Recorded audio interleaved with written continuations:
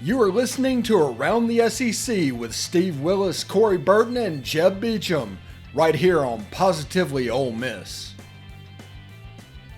Welcome to Around the SEC. We are back. We took a little hiatus. I'm here with Corey Burton, a coach at Hillwood High School and host of the Believe in Georgia Dogs podcast, and with Jeb Beecham, who is a Tennessee superfan, and me, myself, I host the Positively Ole Miss podcast, the Pomcast. How you guys doing? Man, I'm great, Steve. I got to throw a quick note in there. I'm also an analyst or co-host on the 75th best national college football podcast. It's called the Illegal Motion College Football Podcast. So I'm actually in 3 places now. So just a little FYI. Yeah, that kind of action right there. You know, sometimes you have to pay double for. Yep, exactly. All right, Jeb, tell us a little about yourself. Well, I'm doing good as well. It's been a long day, but I'm actually happy to be here. That's a nice way to wind down the day. Yes, it is. And this, just to let you know, you can follow me at all the usual locations, at the Stephen Willis, at Old Positively. You can like us on Facebook at facebook.com/Pomcast, facebook.com/Around the SEC. Subscribe at YouTube at Positively Ole Miss. Follow us on Twitch. You can use those channels to watch on smart TVs, and we're available on basically a plethora of audio devices. We are basically everywhere. Corey, do you have any information you want to share? Yes, you can follow my personal Twitter at Coach Burton36. I share a bunch of football stuff as well. You can find me at my podcast at Believe in Dogs. You can find that on Twitter, Facebook, and Instagram. You can find my personal Instagram, burton.corey. That's Corey. So that's where you can find me on social media. I'm getting more and more active by the day, so feel free to hit me up and give me some feedback on any one of the 3 podcasts that I'm on. So hit me up. All right, Jeb, tell them how they can follow you on Twitter or social media. Well, I am not on any podcast, so if you could just find my personal account if you want, though, it's at Stolengrin. It's STOLENGRIN, Stolengrin. That's both on Twitter and on Facebook. All right. There you have it. We are basically everywhere in a lot of saturation, and you probably will not find more expertise this side of the SEC network when it comes to SEC football. We have all of our bases covered. I sit around 20 years of experience in the national media. I've worked at Yahoo. I've had an office at an SEC school, University of Mississippi, Ole Miss, sitting in the Manning Center. Corey has a similar story, and Jeb's kind of just a super fan when it comes to Tennessee, and he's going to kind of hit those blind spot areas that we might miss. So that's why he's here. To give you guys a little context, Steve was actually my elbow partner when we worked at Yahoo. So he was probably like if the current climate was back then, Steve and I would definitely have to scoot further apart to social distance. That's how close our desks were. Just so you know, just to give you a little context on that. That is absolutely true.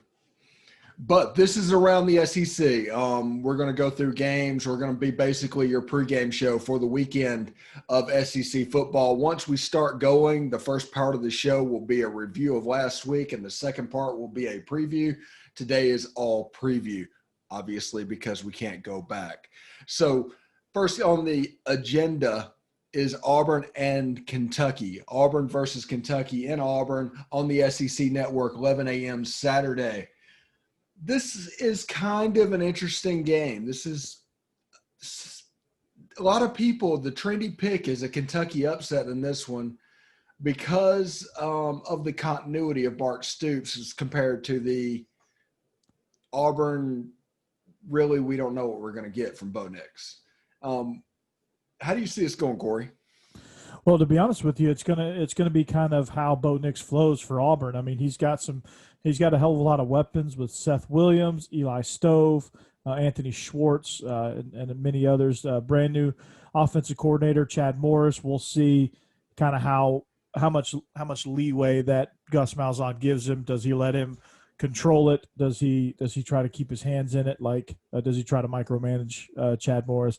I would think if you hire somebody of that caliber, you would, conventional wisdom would tell you they're going to back off. But I just don't believe that with Gus Malzahn. So, what are the staples of an Auburn offense, or what are the staples of an Auburn team?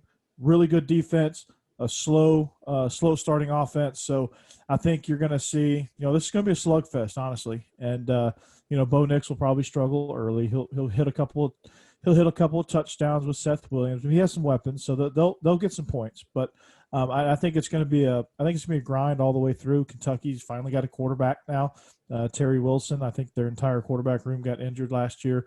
They had to have a wide receiver play quarterback. So defensively, their defensive front is going to be the strength of their team. And if they control the tempo and control the line of scrimmage, they should come away victorious. Yes, and Joey Gatewood has not been cleared as going to be the Terry Wilson show, he's kind of an is-what-he-is quarterback, not really dynamic. He has a kind of a lower ceiling, but what he does do, he does really well. That is very correct. So we move on from there to Alabama versus Missouri, 7 o'clock, ESPN. And basically, when it comes to Alabama, there's just going to be a drop-off from Tua to Mac Jones. I just can't get into it. He's more of an A.J. McCarron type quarterback in that system. And you got Steve Sarkisian having heart problems, and you've got all this stuff happening in the summer. All those receivers are gone. They still have Jalen Waddle. They still have Devontae Smith. Yes, Devontae Smith. And they're going to be dangerous, and they're much better than Missouri. I'm not saying they're not. I just think there's going to be a step back. Jeb, what do you think about that? I don't know. We saw Mac Jones play a little bit last year, and he still seems to look he's got a pretty good grasp of that offense. Alabama just has too many great athletes to really think that they're gonna stumble too hard coming out of the gate here. They've got a lot of experience just because of their recruiting and how they do it. Missouri, I don't think Alabama's going to have much trouble with Missouri this weekend. No, I mean I totally agree with you. I mean they're not going to have much trouble just because Missouri is still trying to figure themselves out too. But what Alabama's defense is going to have to contend with is Virginia Tech transfer Damon Hazleton, the number one target. He comes in, he's going to be dangerous. Derek Dooley, I think, shocked the world by putting out a very productive offense last year. I bet Missouri is trying to coax Drew Lock back into coming and playing. So, but I think it's going to be a rough go for Missouri. Brand new coaching staff. We don't know how Eli Drinkwitz can handle big boy ball. So this will be kind of welcome to the SEC moment for him.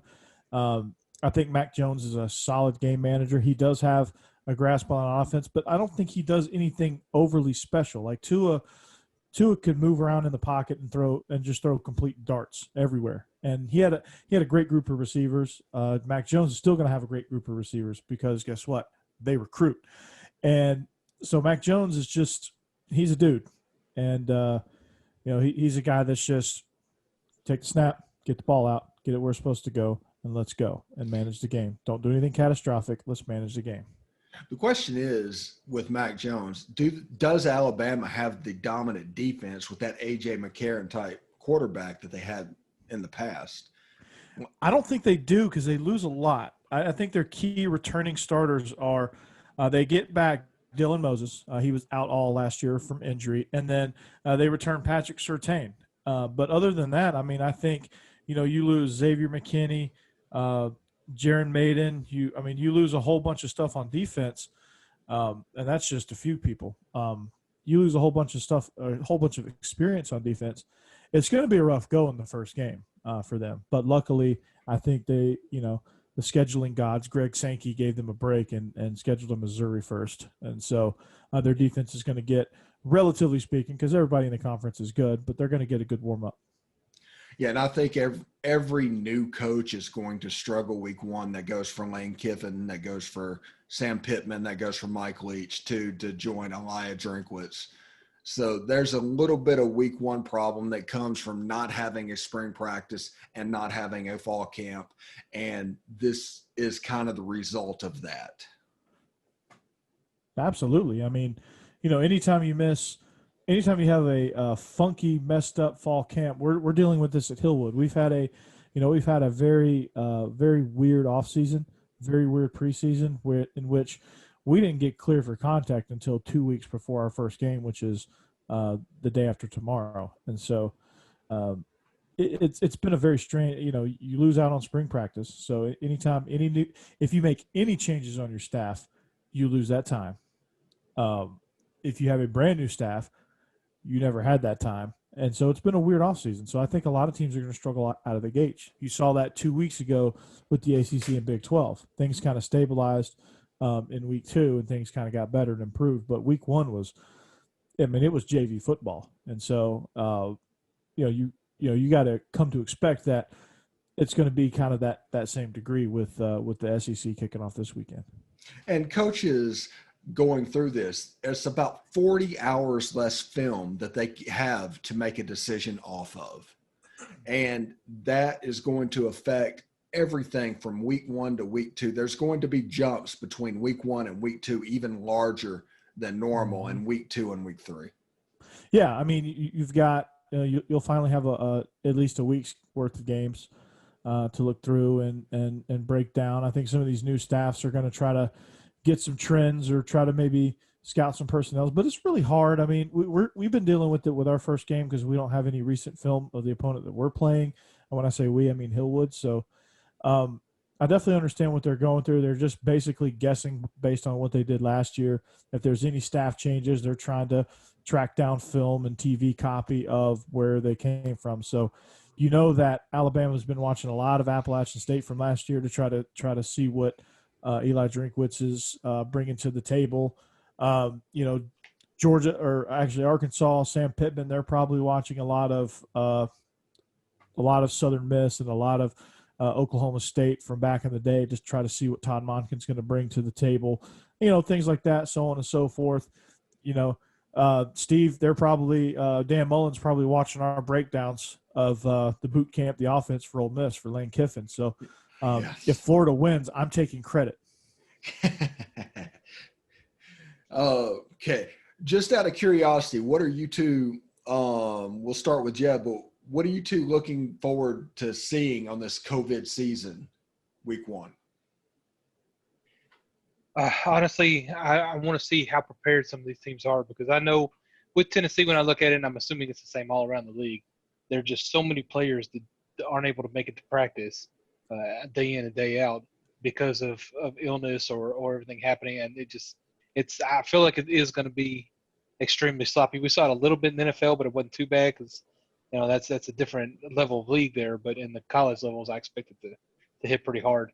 So really, I would just like to see players come out and play good fundamentals and really do their best to just work through. Maybe even be like simple game planning, that kind of thing, which is fine, to just kind of work them into it. But especially with Tennessee, that's what I'm hoping to see, is players have worked on their own throughout the offseason and really improved, knowing that they're not going to get much time playing together before this. Yeah, you're really going to see, and I expect to see who put the time in during quarantine because you never know what you're going to get during that whole period. I know a lot of strength coordinators were sending out home workouts, nutritionists were sending out like recipes and things like that. So I'm looking forward to seeing who comes in the best condition. I'm looking forward to see who's in sync, who's not in sync. How do these new pieces fit? How does Lane Kiffin fit in? How does the Pirate fit in? How does Drinkowitz assimilate to the conference? How does Todd Monken do? What is Kyle Trask with a full year of starting under his belt? How does he come out? What does Sam Pittman look like in his first game? Are they competitive? A lot of people are picking them to go 0-10 and get blown out every game. How hard is Arkansas going to play? I'm excited to see what Arkansas brings to the table. Actually, I'm really excited to see Rakeem Boyd, what he can do. I'm really excited to see who wins that Ole Miss quarterback battle. I'm really excited to see who wins the Georgia quarterback battle. I'm excited to see if Tennessee's going to be worth anything this year. I can't wait to see what Bo Nix does with a full year of starting under his belt, how that dynamic between Gus Malzahn and Chad Morris works. How does that go? Some of these big playmakers, what does LSU do after half the team opted out? What happens? This is going to be a crazy year. And I'm just looking for chaos and see what comes out at the end of it. All right. First segment in the books around the SEC. Stick around.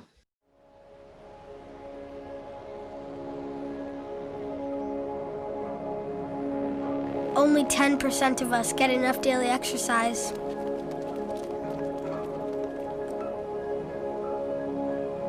And that number is dropping.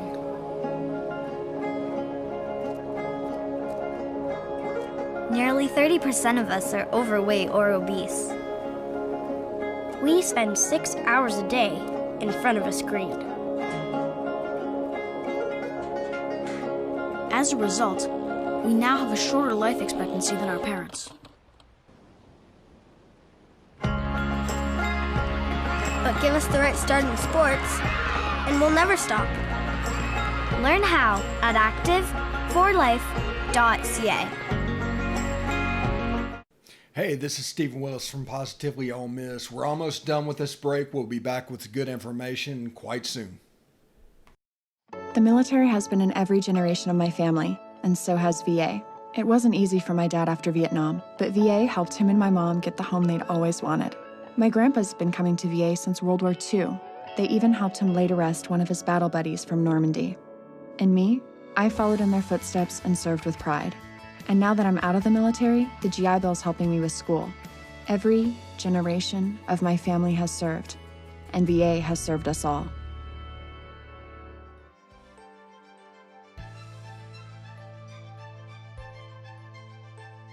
Around the SEC, Stephen Willis alongside Corey Burton and Jeb Beecham. We're breaking down all the games this weekend that you will want to watch.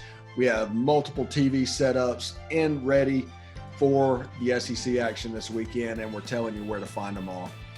The first game up this weekend is basically kicking off the weekend right after Lee Corso puts on the head from his socially distanced house in Florida. Ole Miss versus Florida. Joe Tessitore and Greg McElroy on the call, Marty Smith on the sideline, 11 a.m. ESPN. This game has a chance to be fantastic. And I'm not even just talking about the fact that Ole Miss is going to wear powder blue uniforms. And they're doing the powder blue thing all over the stadium. It's called icy. Yeah, it's very icy. And you just look at Matt Corral versus John Rice Plumlee, those receivers, Kenny Yeboah coming down from Temple, where he was a heck of a tight end. Mm-hmm. There's some options. Jerry and Ely at running back, where Florida needs to be on high alert this game.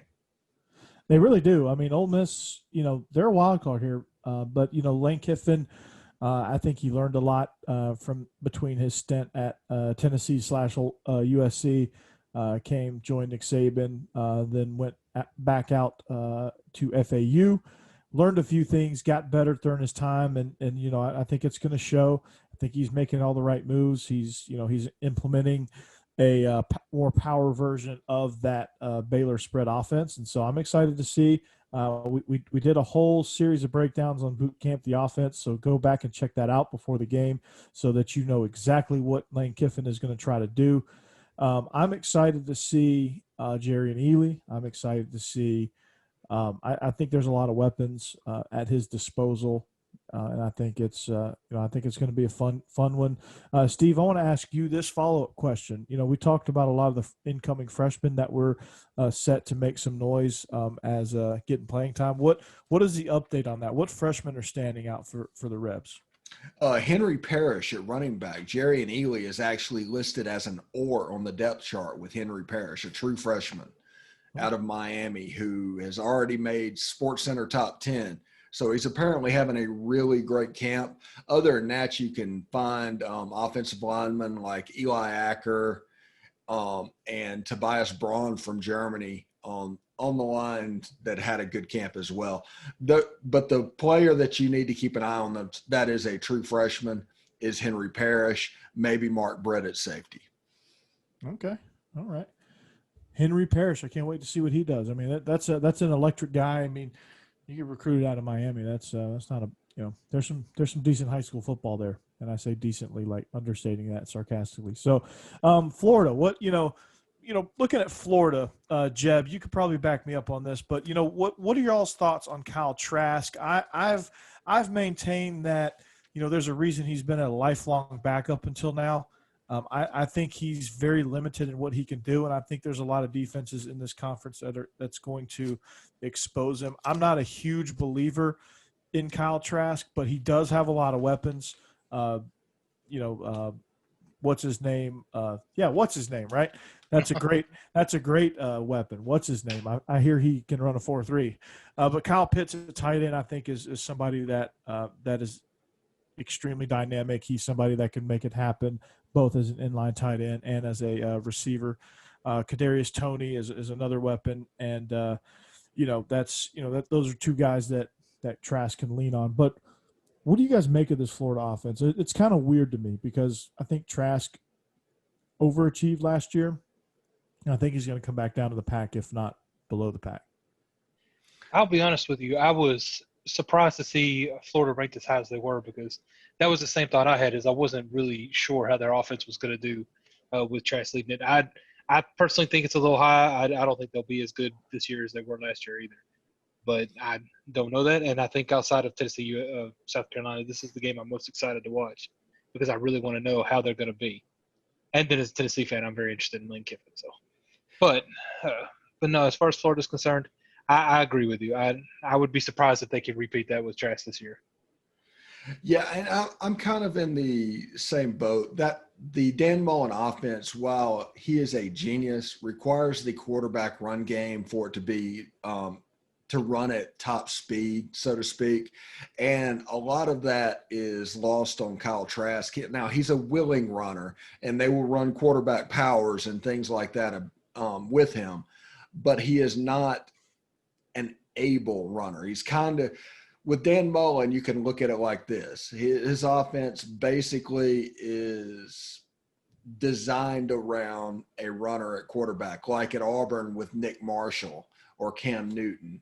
Whenever a pro-style passing quarterback gets into that system, they struggle running the football because quarterback runs are such an integral part of it.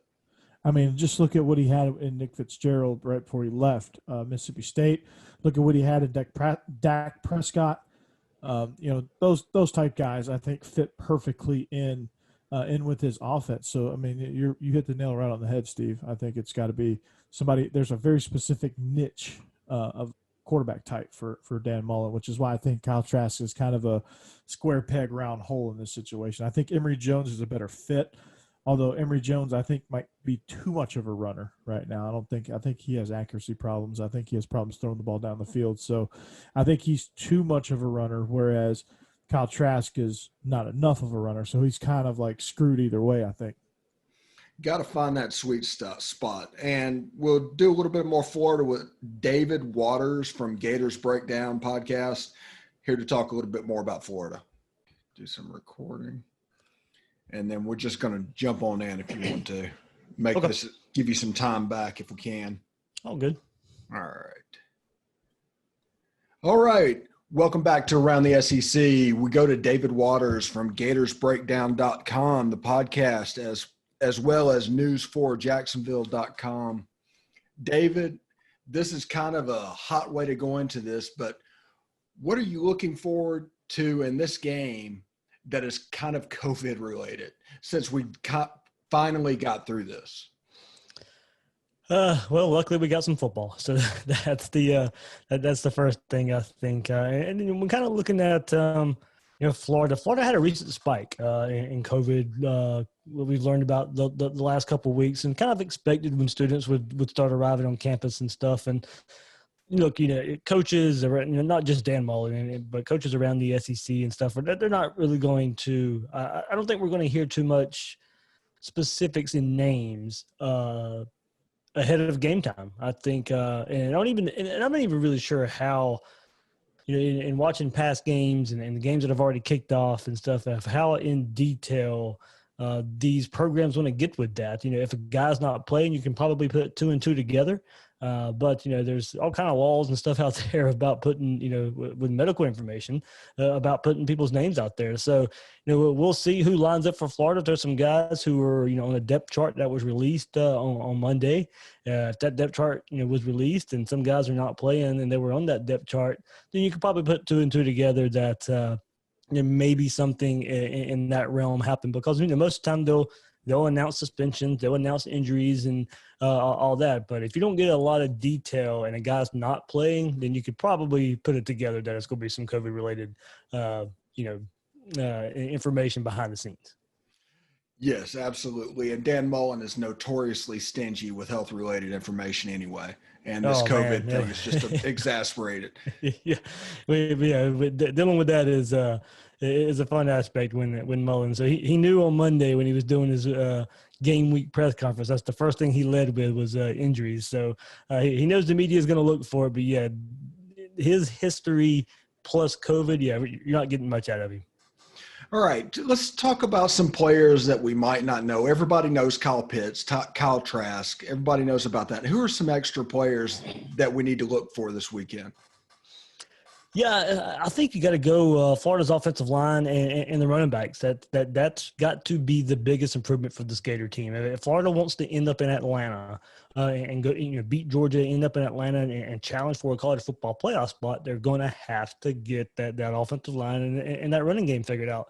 So we'll start with some running backs here. Malik Davis was a true freshman in 2017. Jim McElwain's last year was probably, if not the best, one of the best offensive players going back to 2017. He got injured in the Georgia game just past midseason and missed that, then got hurt again in 2018. And hasn't necessarily been able to trust himself getting injured so much. So he did play a whole lot, or he played in every game last season, but we didn't see that 2017 form. So I'm looking for Malik Davis to maybe regain that form from 2017. But let's not forget about Dameon Pierce, who was second, in carries behind LaMichael Pirine, who's now off to the NFL. So Dameon Pierce, Malik Davis, I think you look at those two guys at running back for Florida, and it's going to be so dependent on this offensive line and taking the big steps there. We were really looking at Ethan White. He was a true freshman last year, played a lot toward the end of the season. For him to be starting at center, well, he's injured and he'll be out for a while with a knee injury. So Brett Hagee will slide over from left guard to center there. But one name in the Ole Miss side may be a little more familiar with it, but Stuart Reese transferred from Mississippi State to Florida. I know you were kind of looking at a lesser name, but he is an offensive lineman. They don't get a whole lot of love, and him transferring from Florida or transferring to Florida from Mississippi State, where Dan Mullen and John Hevesy recruited him. That's a name that I think Ole Miss fans may be familiar with, but maybe have forgotten that either he'd be off to the NFL or something, but no, he's going to spend his last year with his brother at the University of Florida. So it's a big-time transfer from Florida where they needed help along the offensive line. So I think singling out Stuart Reese and those Florida running backs, I think, given everything and all the troubles they went through last year, that's what's going to carry Florida to the next step. Okay, David Waters, Gators Breakdown podcast and news4jacksonville.com, news4jacks.com is here with us at the moment. Let's move over to the defensive side of the ball. I know they lost a couple of defensive linemen. How are they looking in that position, and who are some potential standouts on that side of the ball? Yeah, looking at the pass rushers, kind of what you're looking for there. They lost Jonathan Gennard, who was a transfer from Louisville last year. Really came onto the scene, was the best defensive player for the Gators last year. Jabari Zuniga right up there in pass rushing skill as well. He was injured a bit last season, but when he was on the field, he was a big force for the Gators. So you're looking at Brenton Cox, who was a five-star transfer from Georgia, didn't get to play last year. and he gets to play this year. Probably, he'll split time between the rush defensive end and that rush in position that they like to call the buck position. They look for Brenton Cox to really, all throughout camp, we have heard how much of a monster he is, kind of living up to that 5-star billing that he was as a recruit. So that's one player there you're looking at replacing the pass rushers from last year. And also Jeremiah Moon, redshirt senior for the Gators this year. He's going to split time also in that rush-in buck position. Florida has a lot of versatility on this defense. So when you look at Brenton Cox, Jeremiah Moon, another player like Mamu Diabate, who got put as a linebacker on the depth chart, he can play buck. He can play defensive end if he needs to as well. So, those are 3 guys right there that they're really going to have to look toward to in replacing a lot. I mean, Florida had 49 sacks last year. They had 10 versus Miami in the opener, 8 versus Florida State to close the season, 18 sacks in just those 2 games, but 49 on the year. Look, Todd Grantham's going to find a pass rusher. That's just part of his defense. He's going to identify somebody. He's done it in his first 2 years at Florida. You're looking at 3 guys, I think, who can make an impact there. You're looking at Brenton Cox, Jeremiah Moon, and Mamu Diabate. All right, David Waters, Gators Breakdown Podcast, news4jax.com. Okay, we're going to go a little bit of conference-wide at the moment.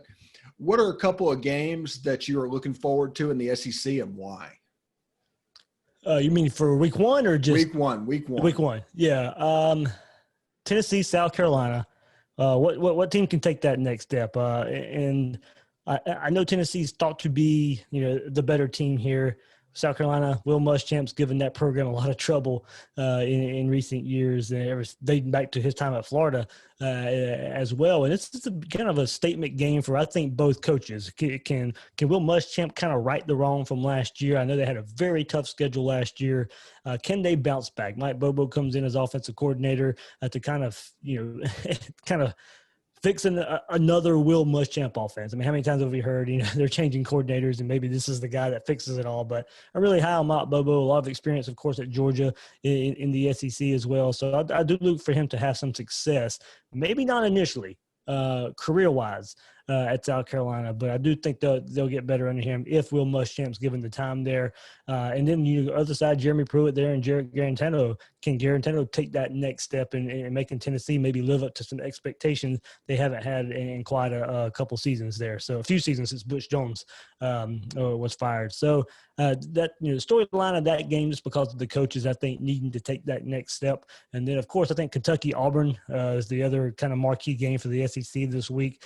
Kentucky, very tough, an offensive line that's going to go against a new-look Auburn defensive line in the trenches here. I think this is a really important game for Auburn, their new-look offensive line, their new-look defensive line going against the trenches of Kentucky that has a lot of experience and kind of used to playing that smash-mouth kind of football. So that's kind of – I know Auburn's favored, but I think I'm going Kentucky to upset Auburn this week just because I think there's a little bit more familiarity with their roster and where they're strong at. I think Auburn has a lot of questions at right now. So I think those 2 games right there are probably the ones I'm pointing to the most besides the Florida game. All right. David Waters, Gators Breakdown Podcast and news4jax.com. I really appreciate you stopping by, and hopefully we can do this again soon. Absolutely. David Waters, Gators Breakdown. Nice of him to join us on this show. Up next, we have Texas A&M and Vandy.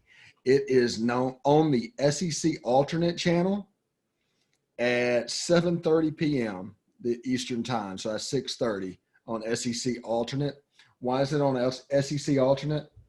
This is one of those wives and girlfriends and parents games, because those are the people that's going to be interested. Texas A&M is currently favored by 30.5 points. We'll get to that in our pick segment. But this is a situation where I don't believe that Texas A&M is 30 points better than anybody, and I just don't think Kellen Mond is going to take the next step, because for 2 years he hasn't. So why believe him now, right? I think this is going to be one of those boring games, because they're probably going to jump out to a 21-0 lead. Then things are going to get sloppy, and Vanderbilt's going to, they're going to trade possessions, and then we're going to end up at like 21-7 at half, and then we're going to end up like 31-7 as your final. That's just kind of how A&M gets off to a start every year. They play sloppy at times, they play undisciplined at times, and sometimes they look like world beaters. And you never really know which Aggie offense is going to show up each possession. You never know which Aggie defense is going to show up each possession. It's a very odd thing going back and forth, but nonetheless, Kellen Mond, a lot of people are considering him the top quarterback in the conference. You have probably one of his top targets is Jalen Wiedermeyer. I think I got that right. 6'5", 265-pound tight end. Again, he's somebody that had 32 catches as a freshman with the weapons that they have at their disposal. Running back Anaya Smith, 5'10", 190-pound sophomore, somebody that can really go and get it. You look on the defensive side of the ball, they have a playmaker at each level, DeMarvin Leal, defensive end, Aaron Hansford, linebacker, and Miles Jones out there at corner. So they have some guys on each level on the defense that can kind of lead the way, but we just don't know what this team has. And I don't think since Jimbo's gotten there, I've ever really known what their identity is and just kind of what they're good at, because they're just kind of all over the place. Yes. And basically this is going to come down to Vandy having 4 quarterbacks and 9 starters on defense. What does that mean? On their depth chart this weekend, they listed 4 quarterbacks. They put oars on 4 quarterbacks. Looks like it's going to be Ken Seals. Ken Seals looks like he won the job. Looks like he's going to win the job. So he is over Jeremy Musa, Danny Clark, and Mike Wright. So it looks like he's going to be the top billing. I don't know how short of a leash he's going to have, but it looks like he's going to be first one out. Okay. Any magical thoughts on Vanderbilt, Jeb? No, Darren Mason is a defensive-minded coach, and I do like him. And they are bringing back a lot of their defensive players. Didn't really do them a lot of good last year, but I know they've replaced their defensive coordinator. Maybe it'll be a little better this year. But they also lost Keyshawn Vaughn at running back, who was their best player on offense. And like we said, we're not even sure who the quarterback's going to be a couple of days before the game's supposed to be played, or a few days before the game's supposed to be played. So I don't think Vanderbilt's going to mount too much of an attack in this one. Maybe their defense will be enough to keep the scoring affair from being too high. But like I said, I like Darren Mason a lot, but he just has a rough there at Vanderbilt right now.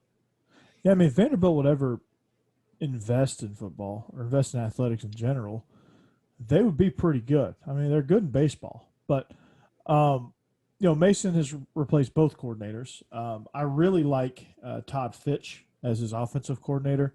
I really think he did a lot of great things at Louisiana Tech, and I'm excited to see kind of what he brings to the table.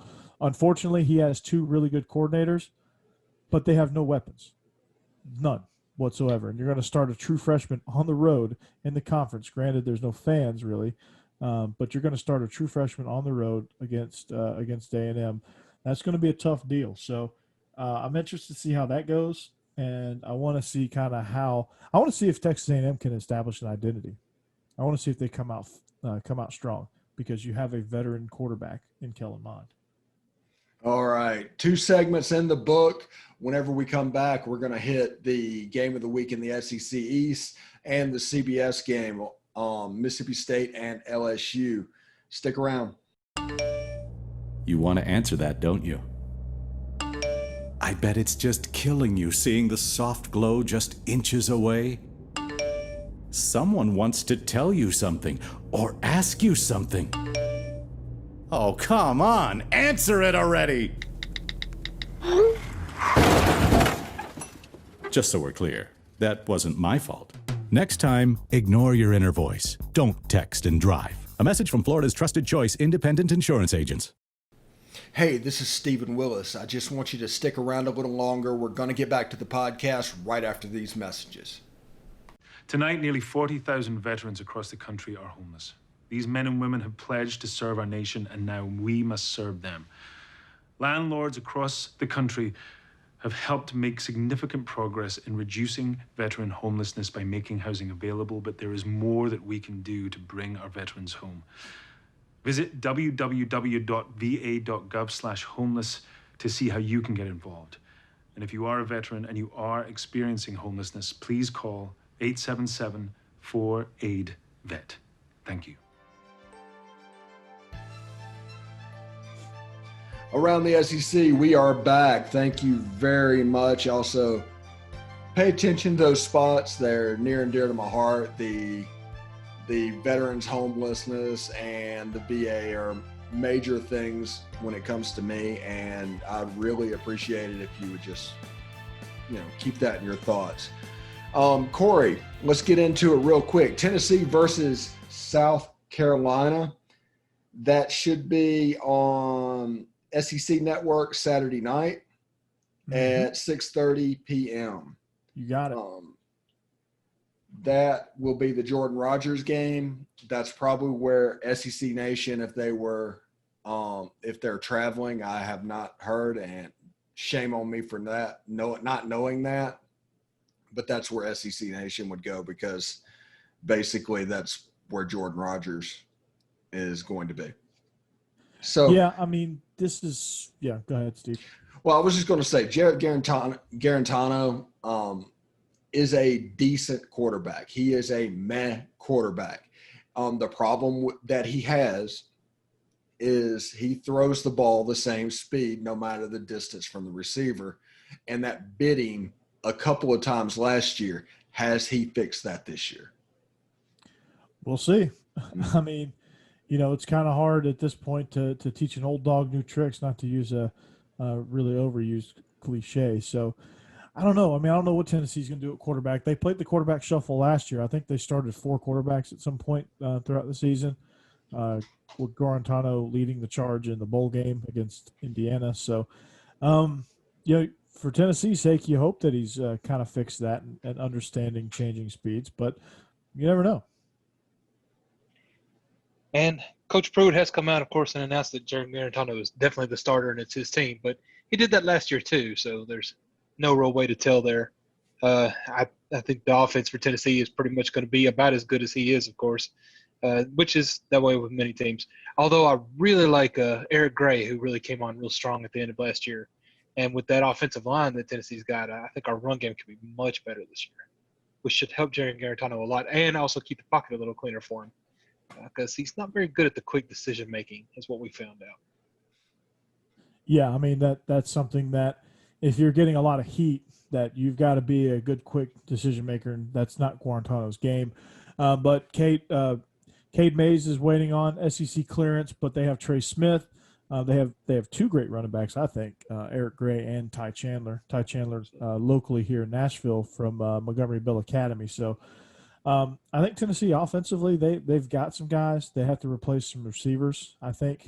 But you kind of see how that will go. And, what can you do? I mean, Josh Palmer is now the go-to guy. He fills in for Marquez Callaway and Juwan Jennings on offense. Of course, you mentioned Jeb. You mentioned Eric Gray. So excited to see what this offense can do under Jim Chaney in year 2. And so Jim Chaney year 2, and we'll see what they have defensively. Jeb, what do you think?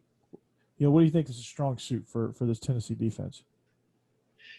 Some of the players coming back. Henry To'oTo'o, of course, is the best player on defense. That guy's just been amazing. It's been a lot of fun to watch, and I think their secondary is going to be pretty strong. It's a lot of returning juniors and seniors, including Bryce Thompson. I know is supposed to be one of the better ones out there. It'll be interesting to see how much of a pass rush we generate. I think that'll be the biggest question mark going into the season is our defensive line. Yeah, Steve, what they're going to be contending against, you have Ryan Helinski, who was the starter last year for Carolina. He's no longer the starter. Grad transfer from Colorado State comes in. Colin Hill comes in with Mike Bobo, who's the new offensive coordinator there at South Carolina. He wins the job. What do we know about Colin Hill? Can he be productive, Steve? He is really proficient in the checks and positioning in the run game and their offense. He's a Mike Bobo guy because he knows that system coming from Colorado State, and he has a really strong arm, and he looks like a combination of Jake Fromm and like Steve Tannehill. Which, once you however see it, you want to take you can't that, unsee it. Yeah, exactly. However you want to take that is how you can take that. But he has Shi Smith. He's kind of their go-to veteran receiver. Kevin Harris be the lead guy at running back. Maybe, I don't know, averaged 8.5 yards per carry last year. The second team had 4 rushing touchdowns. I mean, offensively, there's not much to talk about because we just don't know what they have and what they're bringing to the table. Brian Edwards is gone; he's playing for the Raiders now, and so what do we have? It'll be fun to find out. This game is the ultimate. What are we going to see game? Because we have no clue. Picking this game is like throwing, it's like getting blindfolded and throwing darts. We have no idea what's going to happen because Will Muschamp is on the hottest of hot seats, and Jeremy Pruitt is still in the. I think he's still in the midst of a. Just if you understood what he inherited when he took over for Butch Jones, it is flat out embarrassing, and so he's still pulling out of that even. So we have no idea. All right. We go to LSU versus MSU, the 2:30 CBS game. So basically it's the opt-out bowl or the opt-out versus the Pirate Bowl. I haven't figured out, but it's a interesting first week game in the SEC. Yeah, no doubt. I mean, you are going to get a really good look at what the air raid offense looks like against the defending champs. We're going to get to see what Miles Brennan has. Is he the guy? He came in with a lot of hype out of high school. Hasn't really lived up to that much. Somebody I'm extremely excited to see is Derek Stingley. Probably could have been top 5 pick if he came out as a freshman in the NFL draft. That's how good he is. Jacoby Stevens from right down the road at Oakland High School here in Nashville is another one. They're about the only 2 that are left in LSU that started last year, I think. So I say that kind of sarcastically. I think they have more returning starters, but those are the only 2 difference makers, that's for sure. But Mike Leach, I mean, he's the only guy that can dissect a defense and call a game based on a Post-it note. So he has. Do you guys believe in KJ Costello? Steve, I think you and I talked about it briefly when you came on my show, but Jeb, what are your thoughts on KJ Costello? Do you know much about him? He's the grad transfer from Stanford. No, I remember the talk about him when he came over and actually transferred over, but I honestly never got a chance to watch him at Stanford, so I know nothing about him. It'll be interesting to see how he fits into that new offense. I think KJ Costello is going to struggle initially because basically all offenses of a new staff is going to struggle initially because you need timing, all those hours of film for personnel. There's so many things working against you. And he was in a ground and pound system at Stanford. Yeah, I was going to say of all the Pac-12 offenses he could have been in, yeah, and he was probably in the worst one to transfer over to Leach. Yeah, and so now he's trying to learn how to play the air raid, and good for him. He's going to put up massive numbers by the end of the year and is potentially the top quarterback in the SEC. I'm just saying expect them to be disheveled in the first couple of weeks. Yeah. I think you're spot on there. Leach has got I think Leach has struggled every year he's been in his first season. I think he was 2-10 at Washington State his first year, if I remember correctly. But seeing what he did with Gardner Minshew, I mean, Gardner Minshew is an extremely productive NFL quarterback even. So that's crazy. He plucked him out of East Carolina and turned him into what he is now. So maybe that'll happen with Costello. Who knows? But you gotta assume that they're going to put up a lot of stats. Does that translate into points? I don't know. But what does Mississippi State do with a weapon like Kylan Hill? Because this is by far, Steve, I told you this the last time we spoke about it, but this is by far the most talented running back Mike Leach has ever had. and it's not even close. Well, I think he's going to waste him. I mean, the sad thing about this is with the system change, it's just bad luck that State's best player is a running back. I expect them to throw the ball to Kylan Hill and him get yards in the receiving game, but they are going to waste him running the football. It's just kind of what the price you pay for joining the air raid family. Yeah, I mean, if you really want to know what his usage will be similar to, is watch Washington State last year, because they have a guy named Alex Borghi that was before Kylan Hill. That was probably his best running back he's ever had. Maybe DeAndre Washington, but that was, or maybe Washington played for. I think he played for Kingsbury. Yeah, so Alex Borghi is easily the most talented running back that Leach had ever had before he met Kylan Hill. Now Kylan Hill fits that bill. So if you want to see kind of how that usage worked, go watch Washington State from last year, and you'll kind of see how he how he integrated Borghi more into the game plan than usually with the running back. Usually the running back is a flare runner, a check down guy, pass protection guy, but I think Kylan Hill will get a little bit more involved than the normal air raid type tailback. So that'll be interesting. Something to look at. Kylan Hill gets frustrated when he's not used in a game. He melted down a couple of times last year. It's something to pay attention to. Leach does not go for anything like that. Let's go on to Georgia versus Arkansas, the 3:00 game, Central on SEC Network. Corey, I'm just going to step aside and let you have this, because I imagine you've broken this from 7 ways from Sunday. What game? What time is it? No, I'm just kidding. Yeah, if you want a good, thorough, complete breakdown, go check out my show at Believe in Georgia Dogs on the Believe Podcast Network. I had Kyle Sutherland from Hog Talk, so the episode is called Hogs and Dogs. But you know, in breaking this game down, I'll start with Arkansas. You know, again, a team that you don't know a whole lot about, because there's not really much to know about them because they're terrible. But you know, you get a coaching change, you get a new culture in there, and you got a few guys that can play. It's just a matter of, can you get them all to play together? That, you know, the centerpiece of that offense is going to be Rakeem Boyd. No doubt, no ifs, ands, or buts about it. Sam Pittman comes in. He's got he comes from a run-heavy scheme. He is a run-heavy, run-first guy, so you know Rakeem Boyd's going to get plenty of touches. Then you have a guy, Treylon Burks, at receiver. He's dynamic. He's a playmaker. He was just a freshman last year. He was an impact guy. You know, Kyle Sutherland was very, very high on him.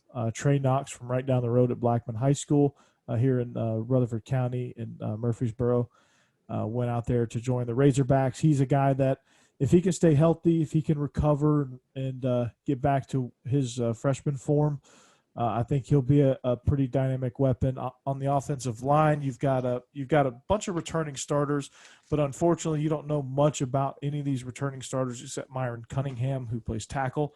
He's going to be playing the left tackle, so he's a senior veteran guy. He's going to be the centerpiece of that offensive line. But knowing what we know about Sam Pittman, he's good at developing offensive lines, obviously, and he's going to improve the recruiting. So hang on. Defensively, it's even more of a crapshoot. Bumper Pool, who is going to be on the all-name team, also is their leading. He's one of their key razor. He's their only key Razorback on defense. He was forced to play as a freshman, which is good for him. So he just completely developed. You know, there's some other names to kind of keep an eye on. Monteric Brown at corner, Jaquez McClellan also at the other corner. Then you have Hayden Henry at the other linebacker spot. Then you're gonna roll the dice on the defensive line, so you really don't know what you're gonna get. But I think they're gonna play hard. They're gonna play physical. They're gonna play fast. And offensively, they're gonna come after you. So they're not a team that's gonna lie down and roll over and say, "Oh, we're Arkansas. We're 24-point underdogs. Okay, you can have your way." They're not gonna do that. So that's how they look. Now, what does Georgia bring to the table? Well, Steve, if you remember this, Georgia ranked first in just about every important defensive category, not only in the conference but in the entire country. Points per game, 12.6. They only allowed one rushing touchdown the entire season, and that was to Bo Nix in the Auburn game, which was late November, or mid-November really. And they returned a lot of experience. They had 25 guys that played 100 snaps on defense, so that's scary. You have Richard LeCount, Eric Stokes in the secondary, both NFL guys. I think LeCount is a mid-second round guy. Stokes is a third, fourth round guy. You have Monty Rice, who could sneak in there and be, a good 6th, 7th rounder, could play some special teams at the next level. You have Jordan Davis, who could be a surprise next level guy as your nose guard. Malik Herring is a guy that would be a great day 3 NFL draft guy. All top performers on this defense at all levels. You have a stud freshman, Jalen Carter, who absolutely bench pressed and drove Georgia's starting center in board drills. He's lurking in there somewhere. You're going to have a hard time keeping him off the field. And what's even scarier than those guys is you have a guy named Lewis Seen, who, Steve, are you familiar with what Thomas Davis did when he was at Georgia in the early 2000s? Yes, he embarrassed Kendrick Lewis. Yes. Oh, he embarrassed a lot of people, but yes. I think he killed 3 Alabama quarterbacks in 2003, like all in a row. It was crazy. But Lewis Seen plays a lot like him. He's a hammer. So you got that going, and you got Tyreek Stevenson, DJ Daniel. I mean, you got 3 years of number 1 classes all sitting out there ready to play. Let's not fail to mention Azeez Ojulari, Nolan Smith, Quay Walker, Nakobe Dean, also as your linebacking core. So there's a lot of talent over there and a lot of experience. So you know what you're going to get with that defense. You're not running on them. It's going to be tough sledding throwing on them. It's going to be tough sledding moving the ball really whatsoever. Offensively is where it gets tricky because you lose a lot of experience. I mean, you lose two first-round draft picks on the offensive line, both tackles. You lose another guy who got drafted 4th round, who's also an NFL starter. So you're replacing those 3 guys, but you have some experience coming back, but you're reshuffling the deck.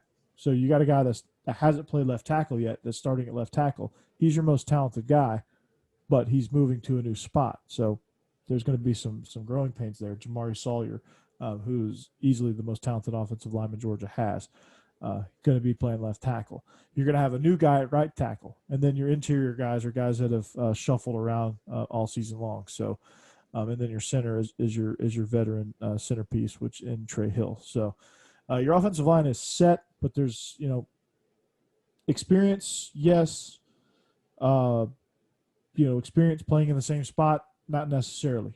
At running back, Zamir White, James Cook, for the first time in 3 or 4 years, they're not returning a 1,000-yard rusher. So that's something to note. But yeah, again, you have some dynamic players back there. We just don't know what they're going to have. What I do know is George Pickens is going to be the top before Jamar Chase opted out. Jamar Chase obviously was the number 1 receiver in the conference. Now I think that belongs to George Pickens. I think George Pickens is the most talented and going to be the most productive wide receiver in this conference before it's all said and done. But what do you have after him? Well, Jermaine Burton is a name that's emerged throughout fall camp, and even as of the last scrimmage. And they've had a lot of competition periods since then. He's an explosive freshman out of Calabasas. And he's been somebody, he was committed to LSU for a long time, flipped him on early signing day, and got him to come to Athens. He's a guy that's emerging as a number 2 target. You have Kyrus Jackson, Demetrius Robertson, 2 guys that are looking for that window to burst open. Then you have a bunch of who knows behind all that. So tight end, you have a guy that looks like LeBron James, but he's a freshman. So, again, very experienced, great, terrifyingly good defense. Young, inexperienced, don't know what we're going to expect, new coordinator on offense. So, how's this team going to look? We'll find out. But okay. I think they'll be fine. Say again, who won the quarterback job there? Looks like it's going to be Dewan Mathis, and I think won it in large part because JT Daniels has not been cleared yet. But I think you're going to see Dewan Mathis. Okay. All right. That is your SEC Saturday, the inaugural Saturday. We're going to take one more break and come back with picks. Stick around.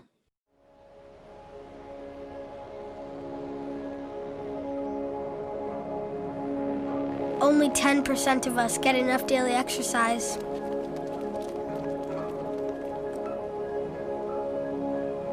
And that number is dropping.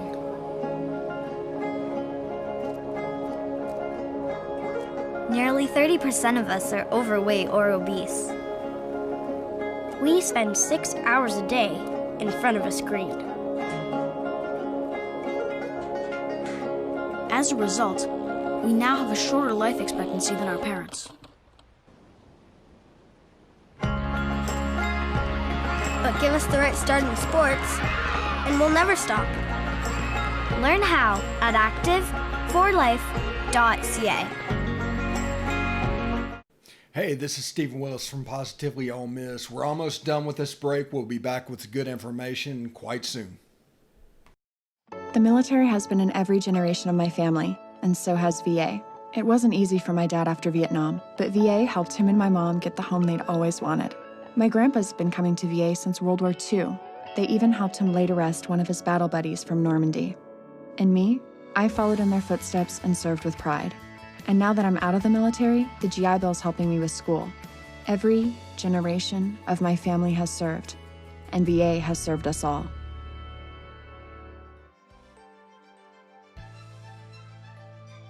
Welcome back. It's picks time. We're going to go around and we're going to pick against the spread all the matchups of the week. And if you want to do, you can hold us to these, and you can record them and write them down. And because we're probably going to miss more than we get, but that's okay.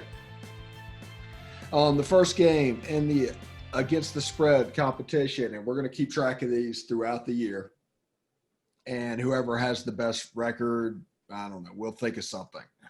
But Tennessee giving away 3.5 points to South Carolina on the road.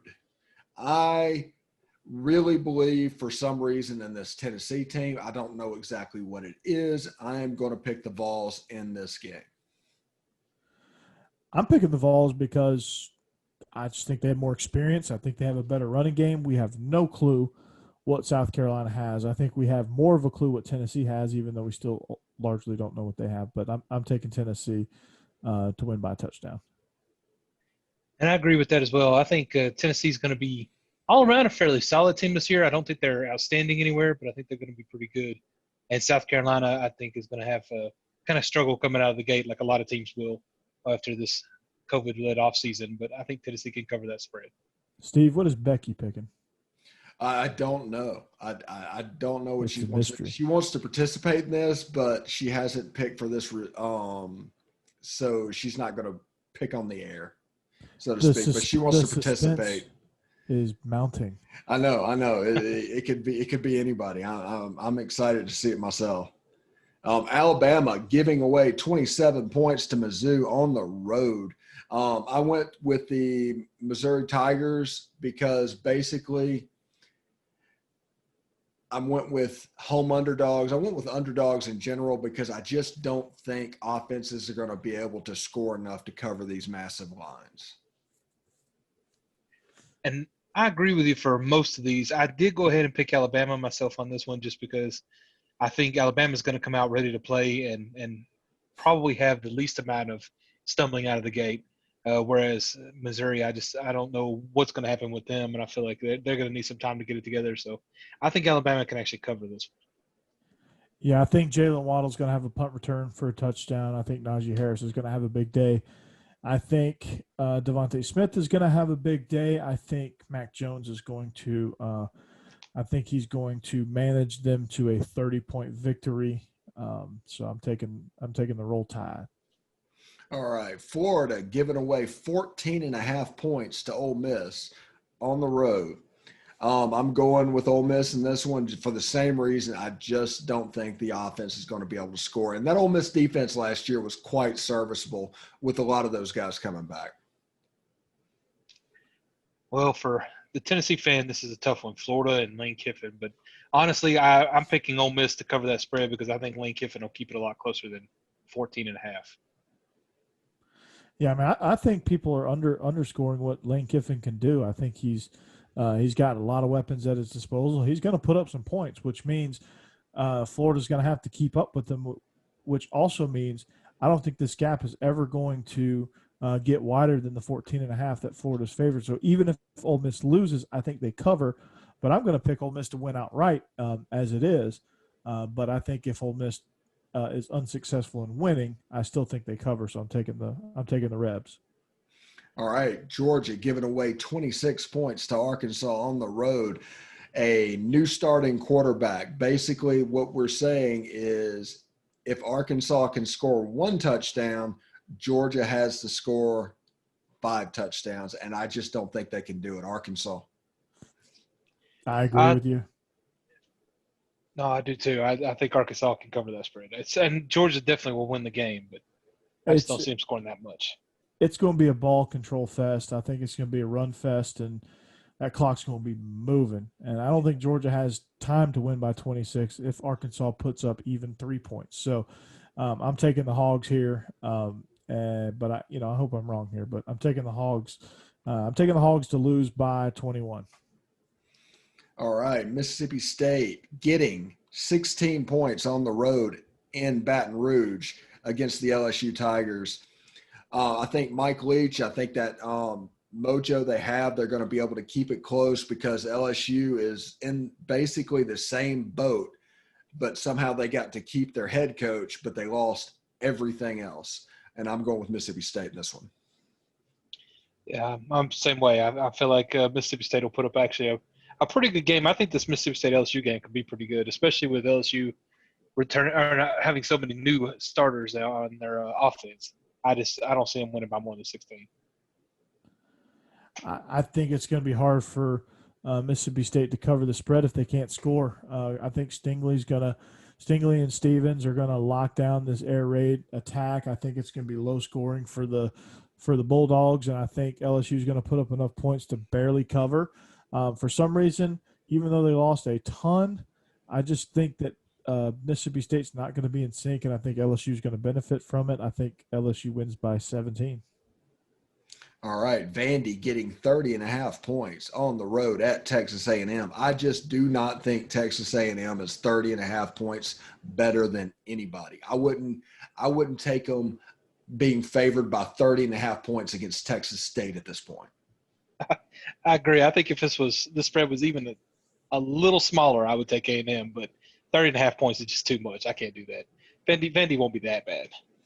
No, Vandy can be pretty stingy at defense on times. They can grind the tempo of the game down, and I think Vandy's going to cover this. They're going to barely cover it, but they're going to cover it, and I think they're going to surprise a lot of people in how good that they are. So I'm taking the Doors.